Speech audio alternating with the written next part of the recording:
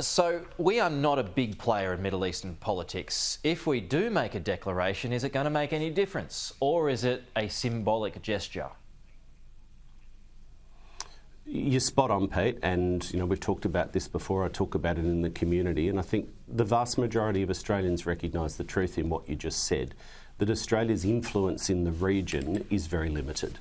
The government, often to criticism from people with very strong views on one side of this ongoing issue, has tried to thread a consistent position, which is to exercise what little influence Australia has in the interests of peace, to move things towards obviously a better humanitarian response for people consistent with our values, but to move things towards a two-state solution, which remains our view. Now, the timing of that is a matter that the Prime Minister and the government are obviously discussing with other world leaders, but just about every one of our steps, we've decided that, I think rightly, that Australia's limited influence is best exercised collectively with other countries to have the best chance of advancing peace for both peoples.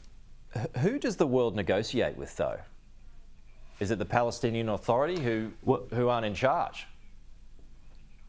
Well, it's absolutely not Hamas. We've been very clear, and that is a red line for Australia and for the world, is that Hamas, a listed terrorist group, can have no role in the governance of a future Palestinian state. But that's state. the point. But who does the world negotiate with?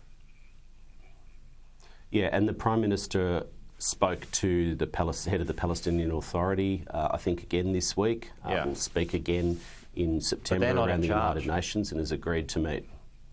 Well, this is the point, isn't it, Pete? I mean, we keep going in these cycles of violence.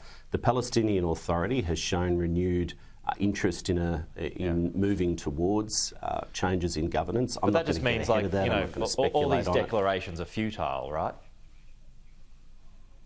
Well, the point I'd make, Pete, is that perspective would have a little more credibility if the current Israeli government, and I use those words very deliberately, I don't say Israel, I say the current Israeli government was not standing by or actively facilitating and cheerleading in many cases the ongoing acceleration of the dispossession of Palestinians from their land through the illegal and often violent settler movement. Like, let's be honest. When you look at the map and you see illegal Israeli settlements every day, the ongoing reports of violence, of murder, of dispossession, of economic dispossession, of the seizing of land, that will see any possibility of a future Palestinian state slip away. That's what we need to focus on. And so all of the issues you're raising are absolutely legitimate. They're problems to be overcome, but let's not lose sight of the main game. If the world does not act collectively and soon, then the opportunity for peace and two states slips away. And what happens then? We will have to leave it there. Julian, good to chat as always.